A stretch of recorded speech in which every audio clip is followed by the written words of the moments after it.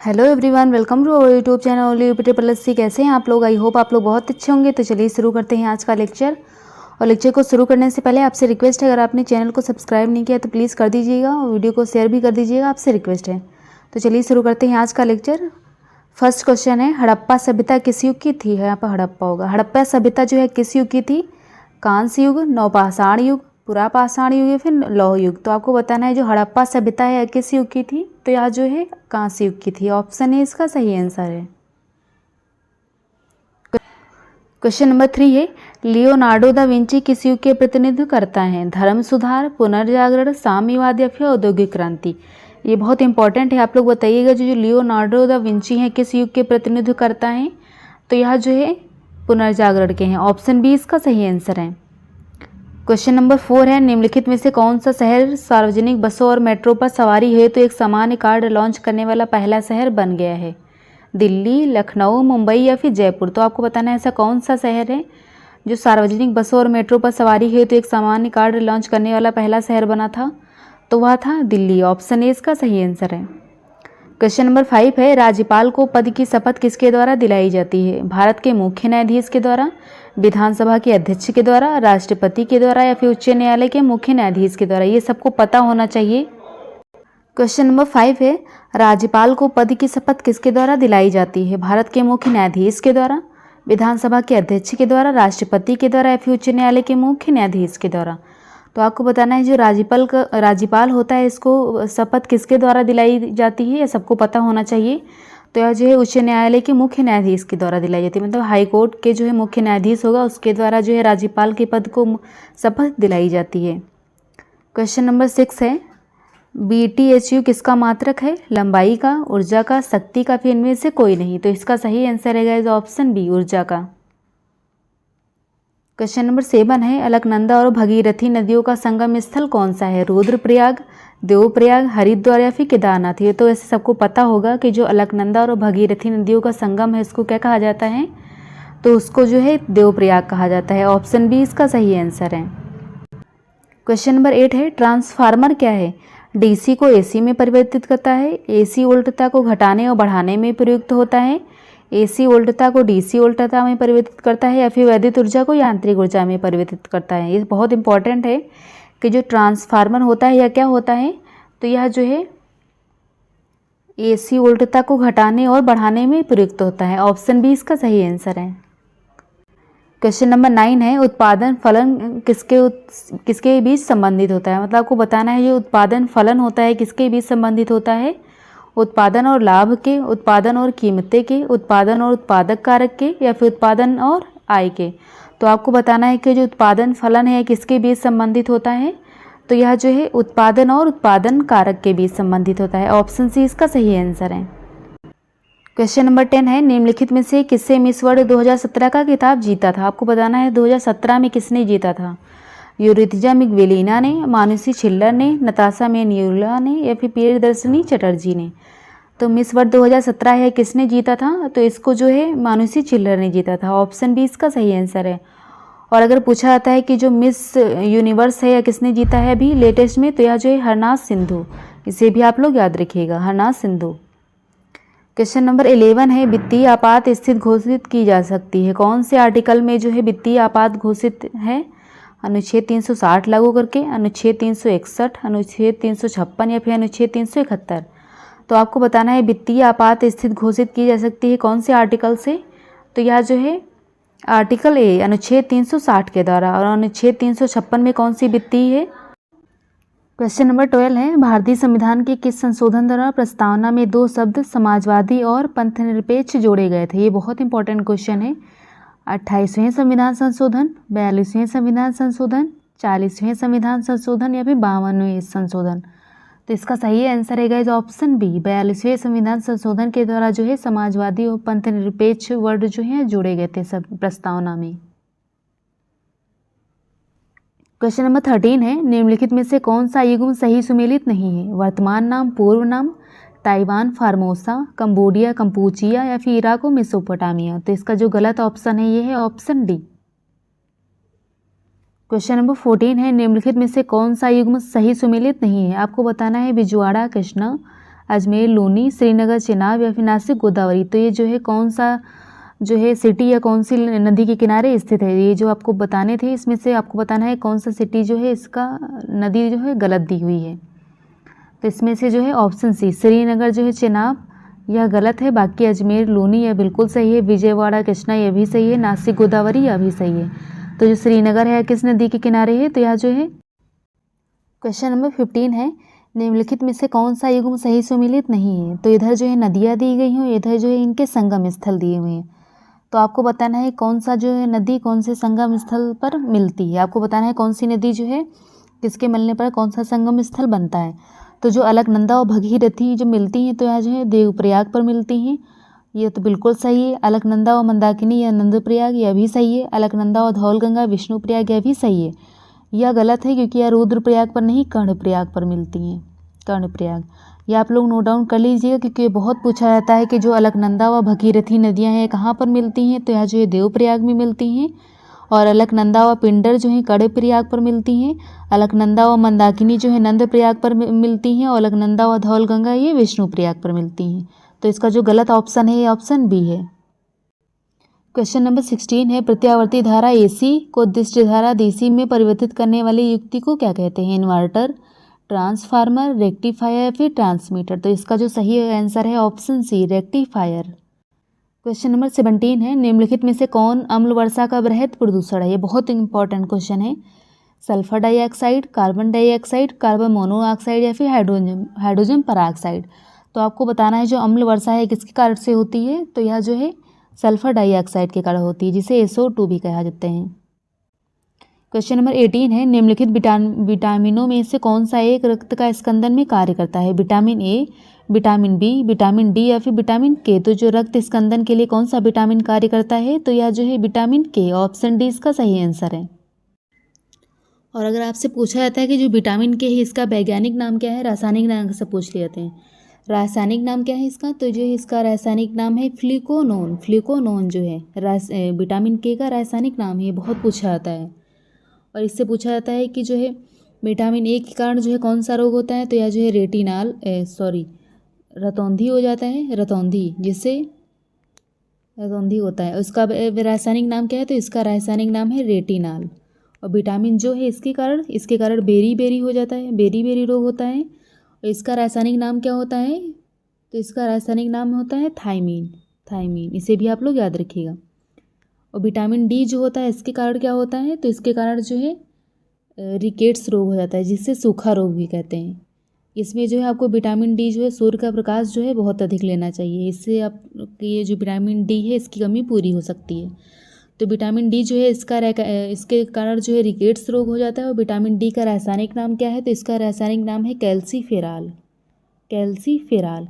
ये सारे आप लोग नोट डाउन कर लीजिए कि किसके कारण कौन सी बीमारी होती है और कौन से रासायनिक नाम है किसका। तो मैं आपको फिर से रिपीट करा देती हूँ कि जो विटामिन A है इसके कारण जो है रतौंधी हो जाता है, उसका रासायनिक नाम है रेटिनाल। विटामिन B जो है इसके कारण जो है बेरी रोग होता है और इसका रासायनिक नाम है थायमीन। विटामिन सी में भी आपको बता देती हूँ, विटामिन C जो है इसके कारण स्कर्वी रोग होता है और इसका रासायनिक नाम है स्कारबिक एसिड। और विटामिन D जो है इसके कारण रिकेट्स रोग होता है, इसका वैज्ञानिक नाम है कैल्सीफेराल। और विटामिन K जो है इसके कारण जो है रक्त का थक्का नहीं जमता है, रक्त स्कंदन जो भी होता है, और इसका रासायनिक नाम है फ्लिकोनोन। तो आप लोग सारे पॉइंट्स नोट डाउन कर लीजिए। और अगर आपको लेक्चर पसंद आया हो तो प्लीज़ आपसे रिक्वेस्ट है कि वीडियो को लाइक कर दीजिए, शेयर कर दीजिए और अपने फ्रेंड्स के साथ, और चैनल को सब्सक्राइब करना मत भूलिएगा। क्वेश्चन नंबर 19 है, निम्नलिखित में से कौन सी नदी को तेल नदी के नाम से भी जाना जाता है। बहुत इंपॉर्टेंट नदी है। अमेजन, वोल्गा, नाइजर या फिर मीकोंग। तो ऐसी कौन सी नदी है जिसको ऑयल रिवर के भी नाम से जाना जाता है, तो इस नदी का नाम जो है क्या है, तो इसका नाम है नाइजर, ऑप्शन सी इसका सही आंसर है। क्वेश्चन नंबर 20 है, निम्नलिखित में से किस नगर की जलवायु टैगा प्रकार की है। लंदन की, जैकोबाद की, लेनिनग्राद की या फिर ओटावा की। तो ऐसा कौन सा नगर है जिसकी जलवायु जो है टैगा प्रकार की है, तो इसका सही आंसर है guys option C Leningrad. Question number 21 है, भारत में डाक व्यवस्था शुरू करने वाला ब्रिटिश गवर्नर जनरल कौन सा था। Lord Dalhousie, Lord Wellesley, Lord Auckland या फिर लॉर्ड बैटिक। तो आपको बताना है भारत में डाक व्यवस्था किसने शुरू की थी, तो यह जो है किसने शुरू की थी, तो यह जो है लॉर्ड डलहौजी ने शुरू की थी। ऑप्शन ए इसका सही आंसर है। क्वेश्चन नंबर 22 है, मिडवे की लड़ाई जून 1942 में हुई थी। किस देश की नौसेना ने जापानी नौसैनिक बेड़े को निर्णायक रूप से पराजित किया था? तो इसका सही आंसर है गाइस ऑप्शन सी, अमेरिका ने। क्वेश्चन नंबर 23 है, गंगा में दक्षिण ओर से मिलने वाली नदी कौन सी है? बेतवा नदी, चंबल नदी, सोन नदी या फिर केन नदी? तो आपको बताना है गंगा में दक्षिणी ओर से मिलने वाली नदी को कौन सी नदी है? तो इसका सही आंसर है गाइस ऑप्शन सी, सोन। क्वेश्चन नंबर 24 है, निम्नलिखित में से संविधान का वह अनुच्छेद कौन सा है जो जम्मू और कश्मीर का विशेष दर्जा प्रदान करता है? ये बहुत इंपॉर्टेंट क्वेश्चन है। तो यह जो है 370 है। ऑप्शन सी इसका सही आंसर है, जो कि अब हटा दिया गया है। क्वेश्चन नंबर 25 है, निम्नलिखित में से कौन सा युग्म सही सुमेलित नहीं है? तो एक तरफ जो है जल विद्युत परियोजनाएं दी हुई हैं और एक तरफ जो है राज्य दी हुई हैं। तो आपको बताना है इसमें से कौन सा सुमेलित नहीं है। ओंकारेश्वर मध्य प्रदेश, या बिल्कुल सही है। और चूटक उत्तराखंड, यह गलत है। और दिबांग अरुणाचल प्रदेश, यह भी सही है। तो तिपाई-मुख मणिपुर, यह भी सही है। तो आपको बताना है कि कौन सा सुमेलित नहीं है। तो इसका जो गलत ऑप्शन है यह कौन सा है? तो यह जो है ऑप्शन बी है, चूटक उत्तराखंड। ऑप्शन बी इसका गलत आंसर है। क्वेश्चन नंबर 26 है, सर्वाधिक विद्युत चालकता वाला तत्व कौन सा है? चांदी है, एल्यूमिनियम है, कॉपर या फिर लोह है? तो आपको बताना है सर्वाधिक विद्युत चालकता वाला जो तत्व है यह कौन सा है? तो इसका जो नाम है यह है चांदी। ऑप्शन ए इसका सही आंसर है। क्वेश्चन नंबर 27 है, कटास राज हिंदू मंदिर किस देश में स्थित है? पाकिस्तान में, बांग्लादेश में, श्रीलंका में या फिर अफगानिस्तान में? तो जो कटास राज हिंदू मंदिर है किस देश में स्थित है? तो यह जो है पाकिस्तान में स्थित है। ऑप्शन ए इसका सही आंसर है। क्वेश्चन नंबर 28 है, निम्नलिखित में से कौन 26 जनवरी 2017 को गणतंत्र दिवस में मुख्य अतिथि रहे थे? Vladimir Putin, Hillary Clinton, Xi Jinping या फिर Sheikh Mohammed bin Zayed Al Nahyan? तो आपको बताना है 2017 में जो 26 जनवरी में जो हुई थी उसमें मुख्य अतिथि के रूप में किसे बुलाया गया था? तो यह थे ऑप्शन डी इसका सही आंसर है। और गाइस, अगर आप लोगों ने अभी तक भी वीडियो को लाइक नहीं किया तो प्लीज़ आपसे रिक्वेस्ट है कि वीडियो को लाइक कर दीजिए, शेयर कर दीजिए और चैनल को सब्सक्राइब करना मत भूलिएगा। तो क्वेश्चन नंबर 29 है, अंतर्राष्ट्रीय जैव विविधता दिवस किस तिथि को मनाया जाता है? ये मोस्ट इंपॉर्टेंट क्वेश्चन है कि जो अंतर्राष्ट्रीय जैव विविधता दिवस है किस दिन मनाया जाता है? 12 मई को, 2 जून को, 22 मई को या फिर 12 जून को? तो इसका जो सही आंसर है क्या है आप लोग कमेंट सेक्शन में बताइए। तो इसका सही आंसर है guys option C. Option C, 22 मई को जो है अंतर्राष्ट्रीय जैव विविधता दिवस मनाया जाता है। क्वेश्चन नंबर 30 है, उत्तर प्रदेश के मुख्यमंत्री योगी आदित्यनाथ ने 5-7 अगस्त 2017 को किस देश की यात्रा की थी? इजराइल की, भूटान की, म्यांमार की या फिर अमेरिका की? तो जो इसका सही आंसर है गाइज, इसका सही आंसर है option C, Myanmar. Question number 31 है, राजकीय जैन संग्रहालय कहाँ पर स्थित है? मथुरा में, लखनऊ में, वाराणसी में या फिर फर्रुखाबाद में? तो जो राजकीय जैन संग्रहालय है कहाँ पर स्थित है? तो यह जो है मथुरा में स्थित है। ऑप्शन ए इसका सही आंसर है। क्वेश्चन नंबर 32 है, भारतवर्ष में प्रथम कृषि विश्वविद्यालय की स्थापना की गई थी, कहाँ पर की गई है? जबलपुर में, कानपुर में, फैजाबाद में या फिर पंतपुर में? तो इसका जो पंतनगर, तो जिसको सही आंसर है गाइस उसका सही आंसर है ऑप्शन डी, पंतनगर में।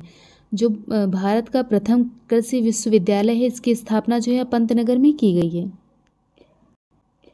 क्वेश्चन नंबर 33 है, किस यूरोपीय देश ने यूरोपीय संघ से अलग होने का निर्णय किया है? जर्मनी ने, फ्रांस ने, इटली ने या फिर ब्रिटेन ने? तो जो इसका सही आंसर है, इसका सही आंसर है ऑप्शन डी, ब्रिटेन ने। क्वेश्चन नंबर 34 है, संयुक्त राष्ट्र संघ का नया महासचिव किस देश के व्यक्ति को बनाया गया? ब्रिटेन, इजराइल, पुर्तगाल या फिर दक्षिण अफ्रीका? तो इसका जो सही आंसर है, इसका सही आंसर है ऑप्शन सी, पुर्तगाल।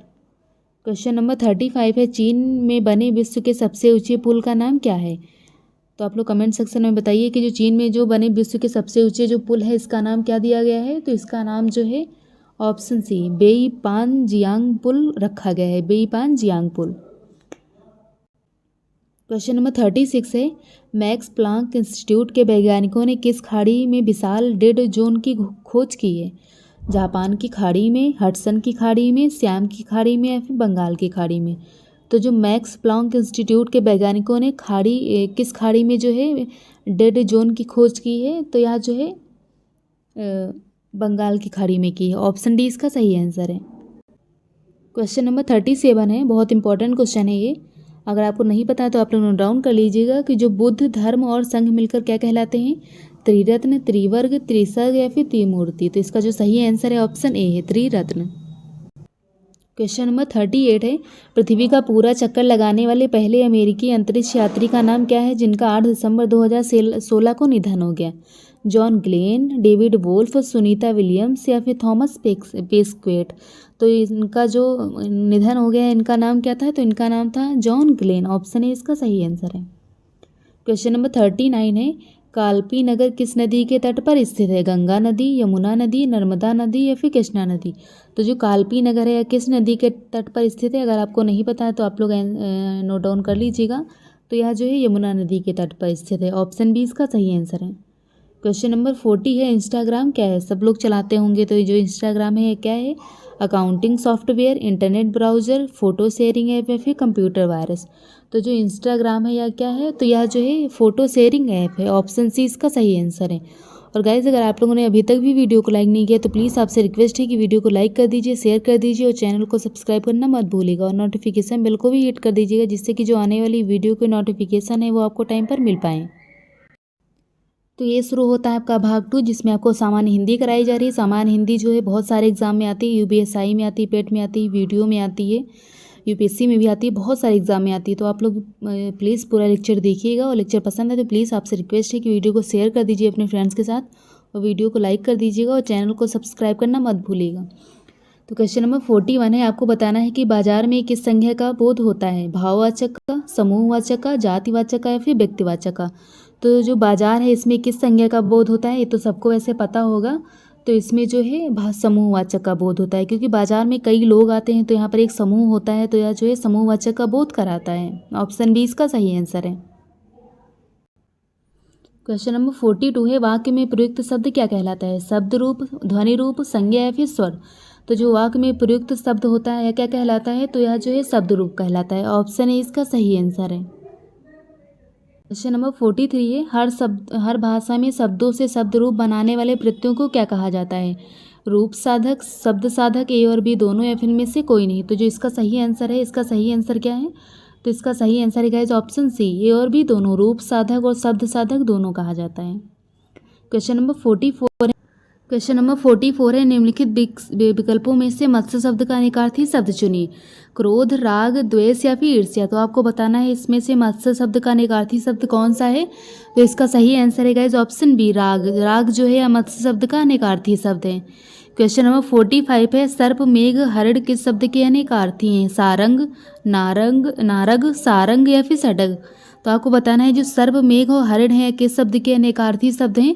तो इसका सही आंसर है guys option A, Sarang. Option A इसका सही आंसर है। और जो मधुमक्खी होती है यह भी जो है सारंग का अनेकार्थी शब्द होता है। क्वेश्चन नंबर 46 है, भीगी बिल्ली होना का अभिप्राय क्या होता है? भीग जाना, बिल्ली की आवाज़ निकालना, डर जाना या फिर सर्दी लग जाना। तो जो भीगी बिल्ली होता है इसका अभिप्राय क्या होता है? तो इसका अभिप्राय होता है डर जाना। ऑप्शन सी इसका सही आंसर है। क्वेश्चन नंबर 47 है, कौन सा मुहावरा नहीं है? लाल पीला होना, शब्द बाग दिखाना, पीला मुंह करना या फिर हरा ही हरा सोचना। तो आपको बताना है इसमें से कौन सा मुहावरा नहीं है? तो यह जो है पीला मुंह करना। ऑप्शन सी जो है यह मुहावरा नहीं है। बाकी लाल पीला होना मतलब बहुत अधिक क्रोध आना, ये शब्द बाग दिखाना और हरा ही हरा सोचना, ये सारे मुहावरे हैं। क्वेश्चन नंबर 48 है, गड़े मुर्दे उखाड़ना का अभिप्राय क्या है? व्यर्थ श्रम करना, कब्रिस्तान में सरार करना, अंतिम संस्कार करना या फिर पुरानी बातों को दोहराना। तो जो गड़े मुर्दे उखाड़ना इसका अभिप्राय क्या है? तो इसका अभिप्राय होता है पुरानी बातों को दोहराना। ऑप्शन डी इसका सही आंसर है। क्वेश्चन नंबर 49 है, कान का कच्चा होने का अर्थ क्या है? कम सुनना, सुनी बातों पर विश्वास करना, दूसरे की बात मानना या फिर कान का कमज़ोर होना।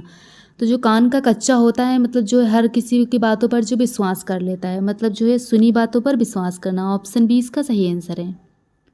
क्वेश्चन नंबर 50 है, निम्नलिखित में से कौन सा वाक्य शुद्ध है? पिताजी बाजार से सब्जी लाया, पिताजी ने बाजार से सब्जी लाई, पिताजी बाजार से सब्जी लाए या फिर पिताजी बाजार से सब्जियां ला दी। तो आपको बताना है इसमें से जो है कौन सा वाक्य शुद्ध है?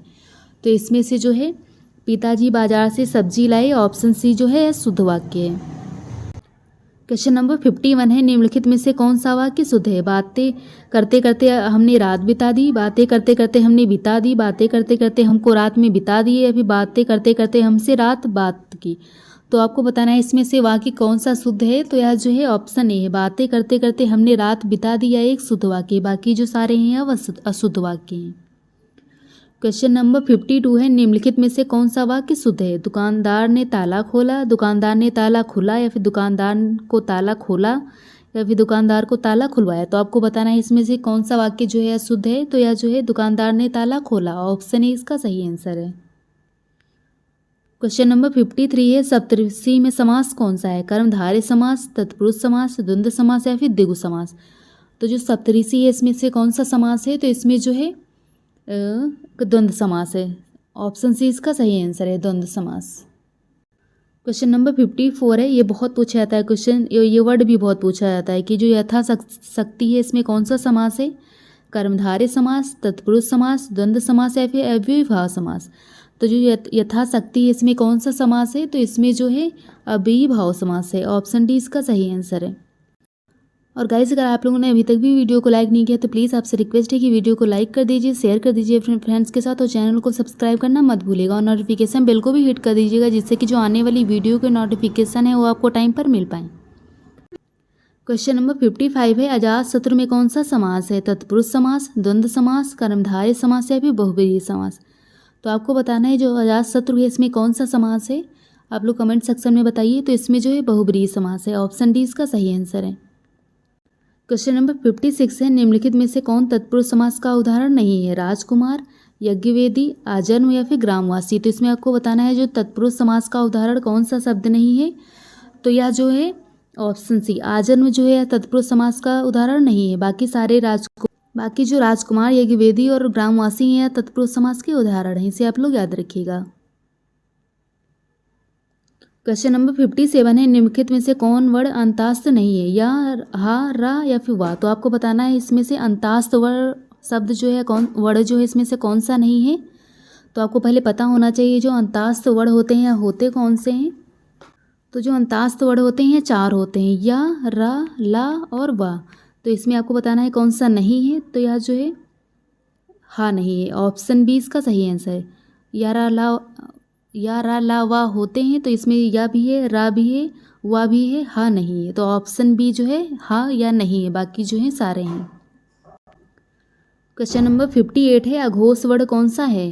आ, जा, हा, या फिर सा। तो आपको बताना है अघोष वर्ण कौन से होते हैं, पहले आपको पता होना चाहिए। तो अघोष वर्ण कौन से होते हैं। तो अघोष वर्ण वह होते हैं जो कि मतलब प्रत्येक वर्ग के जो पहला और तीसरा अक्षर जो होता है यह अघोष वर्ण होता है। जैसे कि हो गया, मतलब का होगा, खा नहीं होगा, गा फिर से होगा, यह सारे अघोष वर्ण में आता है। मतलब पहला और तीसरा अक्षर जो होता है किसी भी वर्ग का वो अघोष वर्ण में आता है।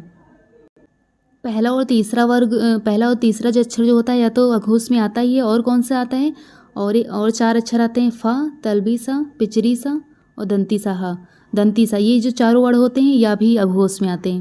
मतलब जो है पहला और तीसरा अक्षर तो आता ही है, और ये जो फा, सा, ये जो तीनों सा होते हैं ये भी अघोष में आते हैं। और क्वेश्चन ज़्यादातर जो है या इसी चारों में से पूछता है।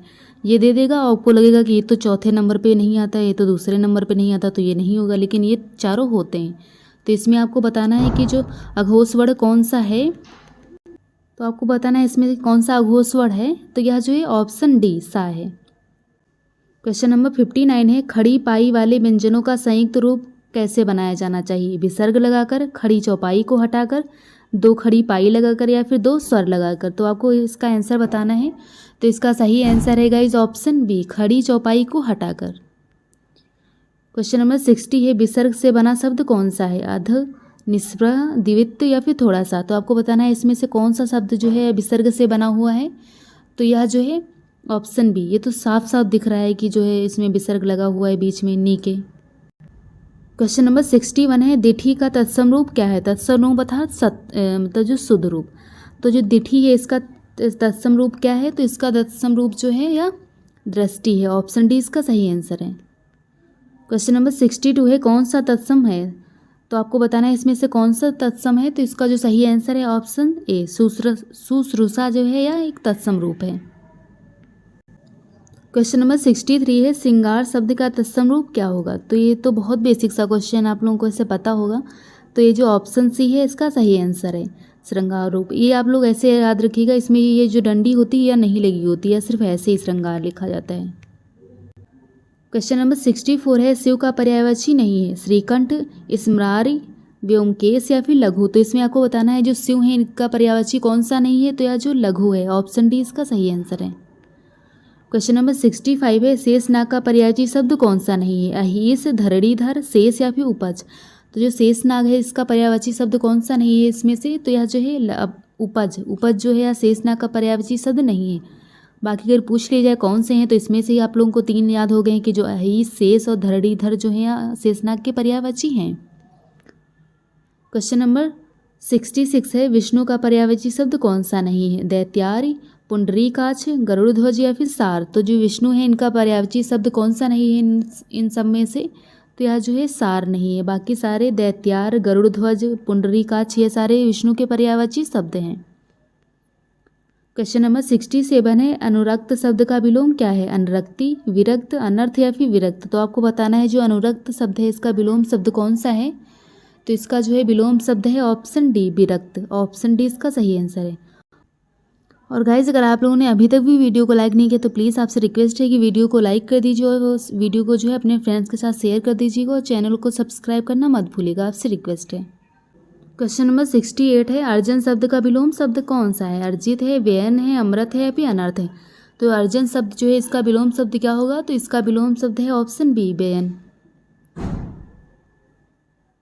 क्वेश्चन नंबर 69 है, रहीमन पानी राखी, बिन पानी सब सून, पानी गए न उबरे, मोती मानुष चून। तो इन पंक्तियों में जो है कौन सा अलंकार है, यमक अलंकार, अनुप्रास अलंकार, श्लेष अलंकार या फिर उपमा अलंकार। तो ये बहुत बेसिक सा क्वेश्चन है, बहुत पूछा भी जाता है। तो यह जो है इसमें कौन सा अलंकार होगा, तो इसमें जो है श्लेष अलंकार है, ऑप्शन सी इसका सही आंसर है। क्वेश्चन नंबर 70 है, चरण कमल बंदो हरिराई में कौन सा अलंकार है। यह लाइन जो है बहुत पूछी जाती है कि जो चरण कमल बंदो हरिराई में कौन सा अलंकार है, श्लेष अलंकार, रूपक अलंकार, उपमा अलंकार या फिर यमक अलंकार। तो ये इसका सही आंसर है गाइस, इसका सही आंसर क्या है, तो यह है रूपक अलंकार, ऑप्शन बी इसका सही आंसर है, मतलब जो है रूपक अलंकार इसमें होगा। क्वेश्चन नंबर 71 है, जिस परिस्थिति को देखकर स्थायी भाव जागृत होते हैं वह कौन सा होता है, आलंबन होता है, अनुभाव होता है, संचारी भाव होता है या फिर उद्दीपन होता है। तो जो इसका सही आंसर है, इसका सही आंसर है ऑप्शन डी, उद्दीपन होता है। क्वेश्चन नंबर 72 है, प्रागस्थान में प्रयुक्त उपसर्ग का नाम लिखिए। जो उपसर्ग होते हैं या शब्द के प्रारंभ में लगते हैं, तो आपको बताना है कि जो प्रागकथन है इसमें कौन सा उपसर्ग लगा है, तो यह जो है प्राग लगा है। मतलब आप लोग मत सोचिएगा कि जो प्राग है ये प्राग यह सब होगा, नहीं, प्राग है, ये लोग देख लीजिएगा आप लोग। क्वेश्चन नंबर 73 है, रस का शाब्दिक अर्थ क्या होता है, आभूषण, रोशनी, आनंद या फिर इनमें से कोई नहीं। तो जो रस होता है इसका शाब्दिक अर्थ क्या होता है, तो इसका शाब्दिक अर्थ होता है आनंद। आभूषण किसका शाब्दिक अर्थ होता है, तो यह जो है अलंकार का होता है। इसे भी आप लोग याद रखिएगा, अक्सर पूछ लिया जाता है कि जो अलंकार है इसका शाब्दिक अर्थ क्या होता है, तो इसका शाब्दिक अर्थ होता है आभूषण और रस का होता है आनंद। क्वेश्चन नंबर 74 है, अकारांत शब्दों के अंतिम में आ के स्थान पर ए प्रत्यय लगे शब्द में इतर शब्द की पहचान करें। तो आपको बताना है इसमें कौन सा सही है, लोटे, मुर्गे, रुपए या फिर कविताएं। तो जो इसका सही आंसर है यह है ऑप्शन डी, कविताएं। क्वेश्चन नंबर 75 है, सरपंच में कौन सा उपसर्ग है, हिंदी उपसर्ग, संस्कृत उपसर्ग, विदेशी उपसर्ग या फिर मानक उपसर्ग। तो जो सरपंच है इसमें कौन सा उपसर्ग है, तो इसमें जो है विदेशी उपसर्ग है, विदेशी उपसर्ग, ऑप्शन सी इसका सही आंसर है। तो आज का लेक्चर यहीं पे खत्म होता है। अगर आपको लेक्चर पसंद आया हो तो प्लीज़ आपसे रिक्वेस्ट है कि वीडियो को लाइक करके जाइएगा, वीडियो को शेयर कर दीजिएगा अपने फ्रेंड्स के साथ और चैनल को सब्सक्राइब करना मत भूलिएगा और नोटिफिकेशन बेल को भी हिट कर दीजिएगा, जिससे कि जो आने वाली वीडियो के नोटिफिकेशन है वो आपको टाइम पर मिल पाएँ। और टेलीग्राम चैनल को भी ज्वाइन कर लीजिएगा। टेलीग्राम चैनल का जो लिंक है वीडियो के डिस्क्रिप्शन बॉक्स में दिया गया है, तो वहाँ से आप लोग टेलीग्राम चैनल को ज्वाइन कर सकते हैं। मिलते हैं नेक्स्ट वीडियो में। Keep supporting guys, bye bye.